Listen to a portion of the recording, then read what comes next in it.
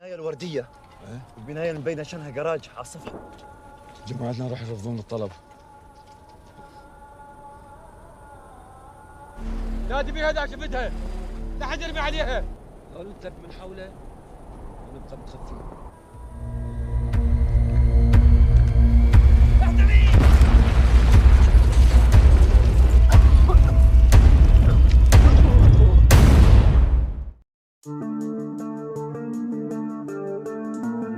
Assalamualaikum warahmatullahi wabarakatuh. Bertemu lagi dengan gue di channel Pojok Kartel. Pada pembahasan film kali ini diangkat dari kisah nyata pertempuran di Timur Tengah, tepatnya pada tahun 2013, yang mana negara Irak sedang terlibat pertempuran dengan kelompok pemberontak ISIS, yang membuat terpecahnya wilayah Irak yang telah dikuasai oleh kelompok pemberontak. Kota-kota rata dengan tanah, tangisan, jeritan, luka mendalam serta hilangnya nyawa sudah tidak terhitung lagi dalam pertempuran ini. Maka dari itu Irak mengerahkan secara penuh militer mereka, termasuk pasukan SWAT dari Irak yang ditugaskan untuk membasmi anggota ISIS dan merebut kembali beberapa kota yang telah mereka kuasai. Lantas bagaimanakah kisahnya? Langsung saja kita mulai dan putar intronya.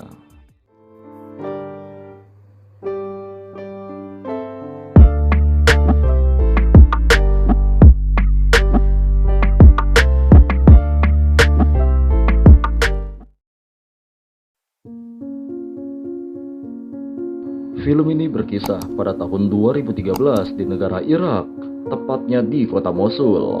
Saat itu keadaan kota sedang mengalami kerusakan yang sangat parah pasca peperangan besar antara unit pasukan khusus Irak melawan kelompok pemberontak ISIS, yang mana ISIS berhasil merebut kekuasaan di beberapa wilayah Suriah dan mengubah namanya menjadi Negara Islam Irak. Sampai pada akhirnya anggota SWAT dari pasukan Niwawi, yaitu unit kepolisian elit yang berasal dari kota Irak, mereka mulai berjuang di garis depan tanpa henti untuk memburu kelompok pemberontak yang telah menjadi ancaman besar bagi negara mereka.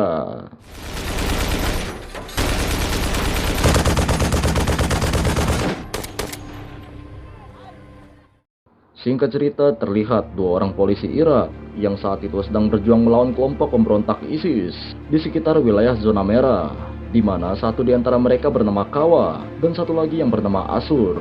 Yang pada serangan tersebut, pemberontak terus-menerus melesatkan tembakannya, sehingga tiba-tiba suasana yang tadinya chaos berubah menjadi hening, dikarenakan tim pasukan Irak datang untuk menyelamatkan mereka berdua. Dan bersamaan dengan itu, kita juga diperkenalkan oleh pemimpin dari pasukan SWAT Niwawi yang bernama Mayor Jesem. Dia datang menghampiri mereka, di mana beliau langsung bertanya kepada Kawa terkait kepolisian Irak yang kenapa ada di sekitar wilayah ini, padahal tempat ini adalah sarang terbesar dari para pemberontak ISIS. Lalu Kawa menjelaskan jika dia dan Asur telah ditugaskan oleh atasannya untuk menangkap orang yang sedang menjual narkotik, yang mana narkotik itu nantinya akan ditukar dengan amunisi senjata. Lalu setelah itu, pasukan SWAT kemudian mulai mengangkat kedua anggota ISIS yang sebelumnya telah mereka tangkap, dan inilah yang terjadi.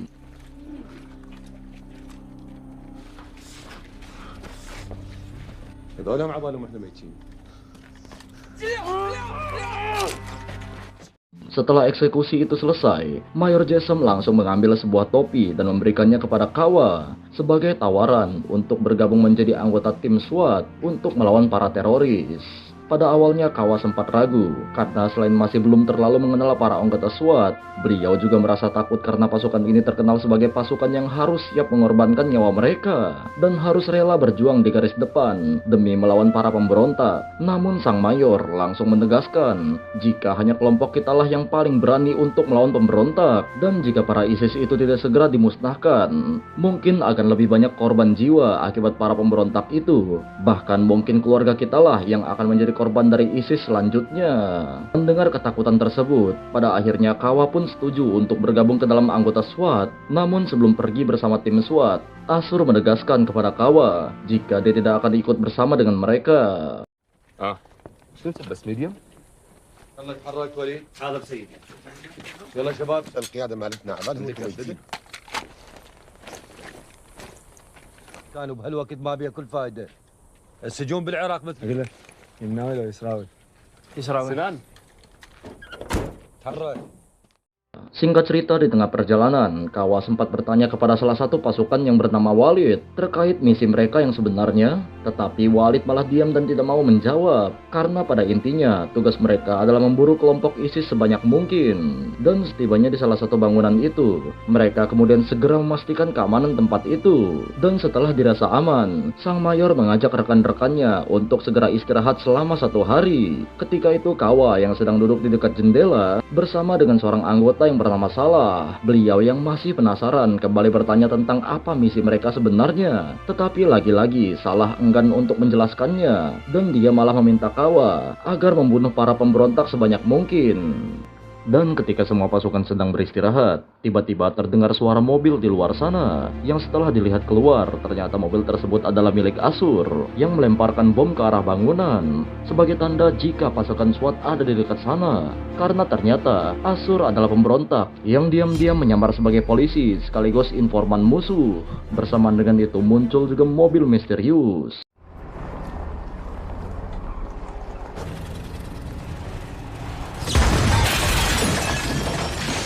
Mayor Jesem berteriak meminta agar rekan-rekannya untuk menunduk, tetapi sayangnya karena tidak sempat mendengar aba-aba, membuat Salah yang berada di dekat jendela pun tewas terkena ledakan itu.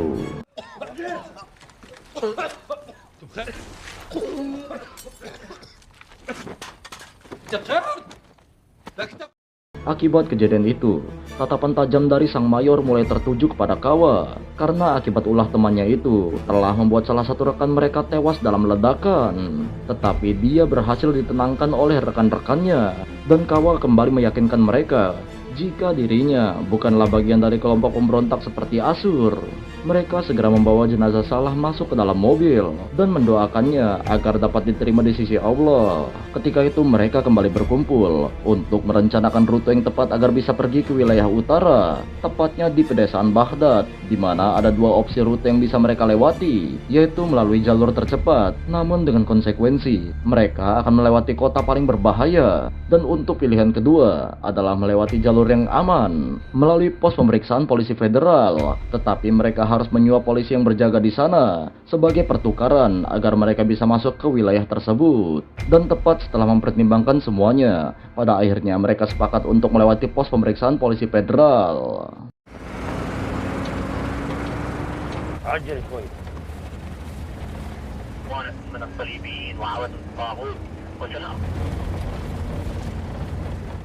Di tengah perjalanan mereka melihat 2 orang anak yang sedang mendorong sebuah gerobak, yang ternyata gerobak itu berisi jenazah ayah mereka yang baru saja tewas oleh kelompok pemberontak. Mayor Jesem yang berjiwa baik hati mengajak mereka untuk ikut menuju ke perbatasan, karena kemungkinan pemberontak akan kembali menyerang desa itu. Tetapi sang kakak yang telah berjanji akan memakamkan jenazah orang tuanya malah menolak tawaran itu dan meminta Mayor Jesem agar membawa adiknya saja ke perbatasan. Melihat tekad serta ketulusan anak itu, pada akhirnya sang adiklah yang ikut bersama rombongan mereka.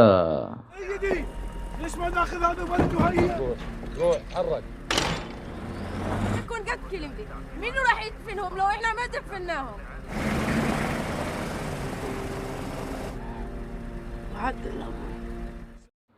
Tak lama kemudian, akhirnya tibalah mereka di pos pemeriksaan polisi federal, di mana Mayor Jesem dan rekan-rekannya mulai diperiksa satu persatu untuk memastikan jika mereka bukanlah anggota dari kelompok pemberontak ISIS.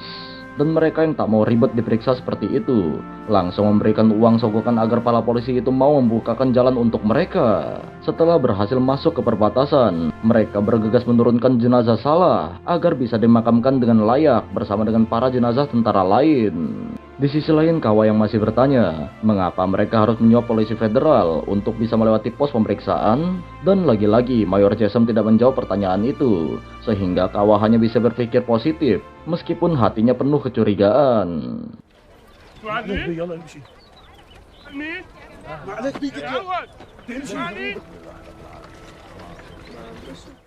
Di saat yang sama, salah satu anggota mulai memperingatkan Kawa agar jangan terlalu banyak bertanya tentang hal seperti itu, karena tugas dia hanyalah membunuh pemberontak sebanyak mungkin.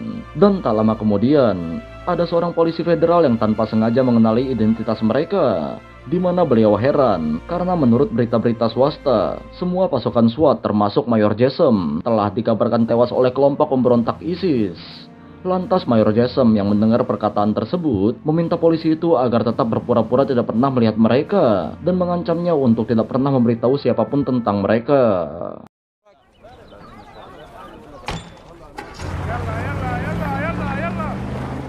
Tepat setelah melanjutkan perjalanan, terdengar suara dari saluran komunikasi, di mana para pemberontak ISIS secara terang-terangan mulai mengancam para pasukan SWAT karena telah banyak membunuh anggota mereka. Tetapi pasukan SWAT Miwawe yang tak gentar dengan ancaman itu dan memilih untuk mengabaikan perkataan si pemberontak itu.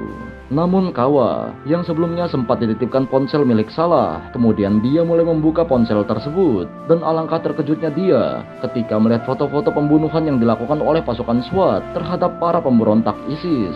Hingga salah satu dari pasukan yang bernama Kamal mulai menunjukkan sebuah video yang berisi kekejaman kelompok pemberontak ISIS yang telah membunuh saudara serta keluarga dari setiap anggota mereka.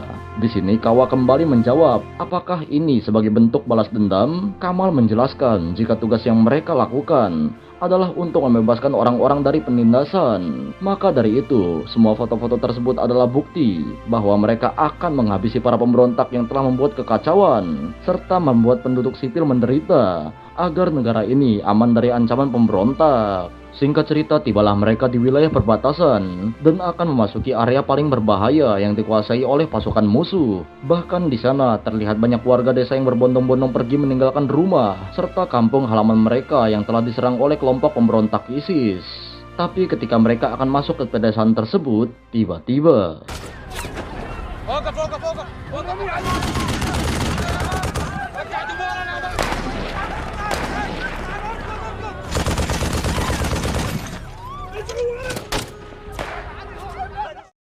dalam kejadian tersebut, banyak warga sipil yang tak bersalah menjadi korban, di mana kejadian itu bersamaan dengan sniper musuh yang berhasil menembak salah satu anggota mereka. Namun tepat setelah lokasi sang sniper berhasil terdeteksi, kemudian para pasukan SWAT mulai meluncurkan serangan balasan.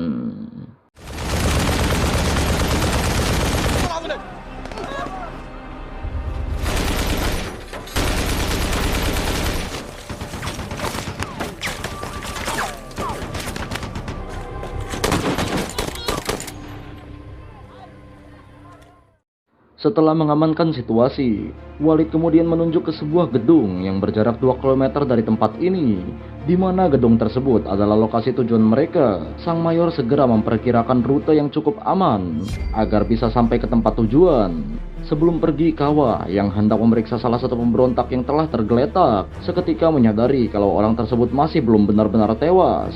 Namun saat akan membunuh si pemberontak, tiba-tiba Mayor Jesem langsung melarang Kawa melakukannya agar si pemberontak tewas secara menderita. Di saat yang sama terdengar suara azan yang berkumandang, di mana sebagai muslim yang sangat taat, sang mayor meminta kepada anggotanya untuk segera melaksanakan sholat berjamaah dan menyuruh salah satu anggota mereka yang bernama Amir untuk menjaga mereka selama melakukan ibadah sholat. Di saat mereka baru saja mulai sholat, Walid tiba-tiba memanggil karena melihat ada sebuah pusat komando musuh yang berada di dekat mereka, sehingga Walid mengusulkan agar meminta serangan artileri melalui rekan mereka yang berada di operasi gabungan.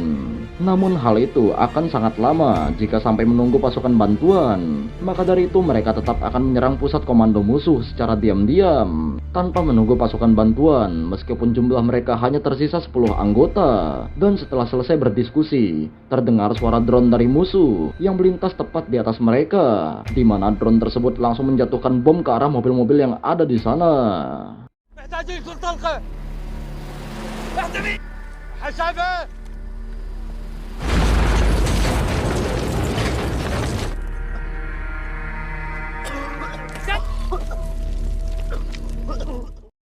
Setelah terjadi ledakan, kemudian terdengar suara tembakan dari arah gedung sebelah yang berhasil menembak jatuh drone musuh. Dan ternyata mereka adalah pasukan militan Iran yang sedang bertugas di negara Irak sebagai unit bantuan dalam peperangan melawan kelompok pemberontak. Maka saat itu, Mayor Jesem mulai menawarkan barter amunisi kepada para militan Iran, di mana dia akan meminta sejumlah amunisi yang akan ditukar dengan beberapa uang. Karena tentara Iran sangat membutuhkan uang, pada akhirnya mereka setuju dengan kesepakatan tersebut. Sempat terjadi tawar-menawar yang cukup menegangkan dari mereka. Sampai pada akhirnya, kedua pasukan sepakat jika segepok uang akan ditukarkan dengan 1 kotak amunisi.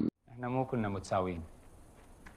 شايف بس بالاحرى انت اللي شو تسوي هنا بهذا الجانب. ايه اي على العموم Setelah itu, komandan militan Iran memperlihatkan tawanan yang telah mereka tangkap. Ternyata ada Asur di antara mereka. Maka dari itu, Mayor Jasa memerintah kepada Kawa agar segera masuk ke ruangan tahanan untuk sekedar melihat mantan temannya yang telah berkhianat, di mana membuat ketegangan mulai terjadi karena Mayor Jasem ingin membawanya pergi dan akan dieksekusi oleh kelompok mereka. Akan tetapi tentara Iran menolak permintaan itu hingga terjadi perdebatan yang cukup menegangkan.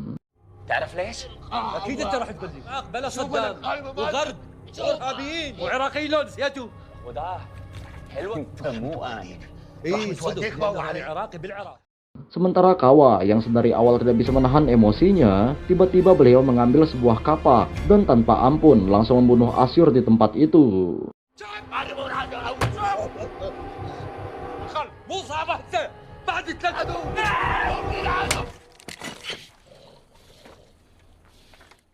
Selesai bernegosiasi, Walid mulai menawarkan sisa atau semacam rokok Arab dan dia meminta ditukar dengan rudal RPG karena rencana Walid akan menggunakan rudal itu untuk menghancurkan markas pemberontak. Ketika dalam perjalanan, Mayor Jasem menjelaskan kepada Kawa terkait alasan mereka yang selama perang, mereka tidak mendapatkan suplai amunisi bantuan dari markas pusat karena sebelumnya mereka hanya diperintahkan agar bertugas di sebuah perdesaan terpencil agar tidak lagi berperang melawan kelompok pemberontak. Tetapi pasukan SWAT yang mempunyai ambisi untuk melenyapkan pemberontak dari muka bumi ini akhirnya memutuskan untuk tidak lagi menghubungi markas pusat dan memilih berjuang sendirian dengan sisa-sisa pasukannya. Tak lama kemudian ketika iring-iringan mobil sampai di dekat pemukiman, tiba-tiba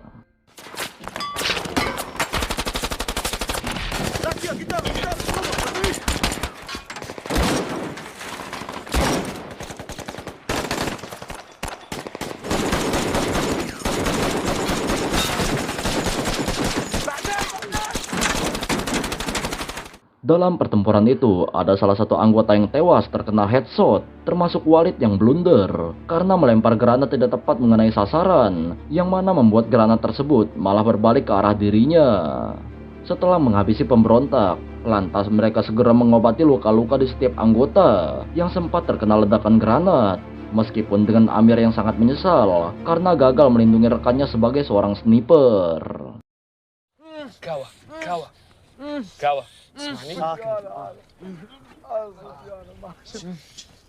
كانوا يرمون علينا وكان لازم نرمى.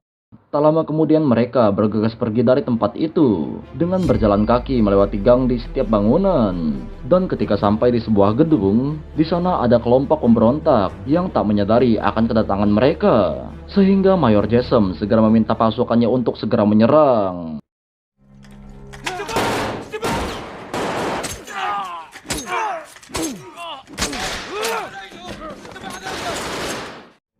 Singkat waktu, tibalah mereka di sebuah markas pusat komando musuh, di mana terlihat pasukan kelompok pemberontak yang sedang mengangkut amunisi untuk segera dibawa menuju ke markas lain. Maka dari itu, sang mayor mulai meminta pasukannya agar segera pergi menuju ke posisi strategis dengan melakukan serangan secara bersama-sama. Di mana pada serangan kali ini diawali oleh Walid yang langsung melesatkan tembakan rudal RPG ke arah kerumunan. Namun sialnya, rudal yang mereka tembakan tidak meledak sesuai perkiraan. Maka dari itu, opsi pertempuran jarak dekat pun langsung terjadi.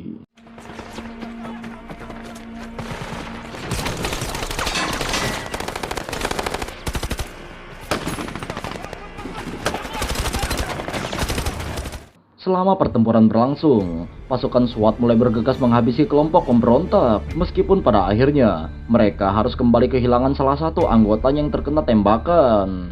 Pasukan SWAT yang sudah muak karena terus-menerus kehilangan anggotanya, kemudian mulai bergerak membantai semua pemberontak yang ada di sana.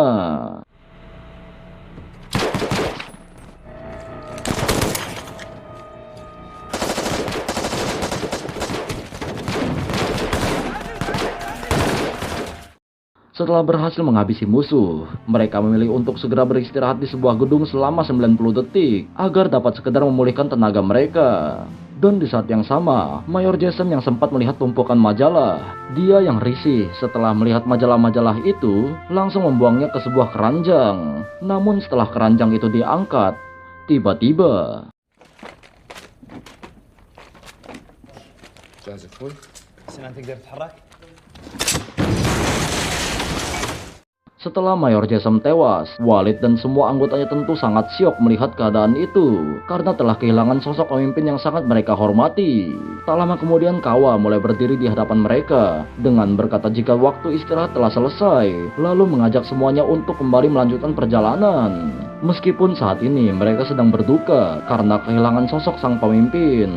Di sisi lain, Walid sempat ragu untuk melanjutkan perjalanan karena masih trauma atas kepergian sang mayor. Akan tetapi mereka harus tetap bergerak melanjutkan perjalanan tersebut sebelum bala bantuan musuh datang mengepung ke tempat tersebut.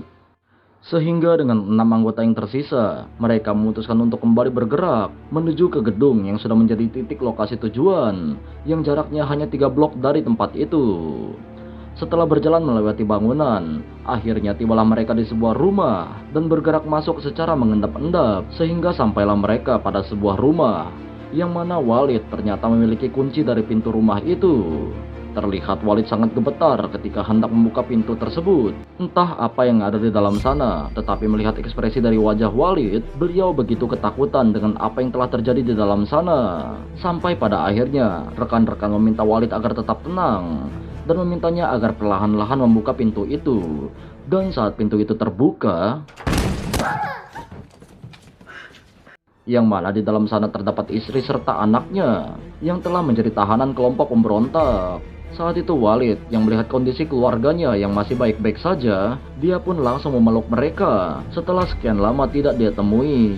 Melihat semua kejadian ini, Kawa akhirnya paham tentang semua pertanyaan-pertanyaan yang ada di kepalanya terkait misi yang selama ini dilakukan oleh pasukan SWAT ini.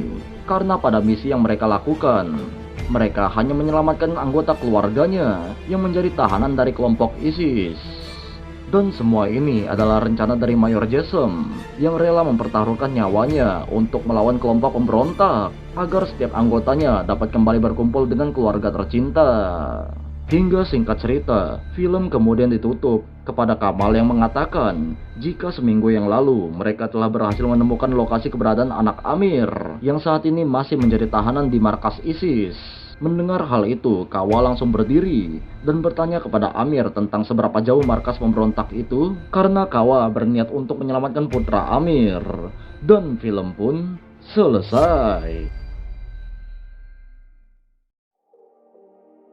Oke guys, begitulah alur cerita film perang ini gue bahas. Buat kalian yang suka dengan alur cerita film seperti ini, silahkan tekan tombol subscribe-nya dan nyalakan lonceng notifikasinya agar kalian gak ketinggalan dengan alur cerita film yang akan gue bahas ke depannya nanti. Oke lah, Pojok Kartel di sini. Izin pamit. Wassalamualaikum warahmatullahi wabarakatuh. See you in the next film.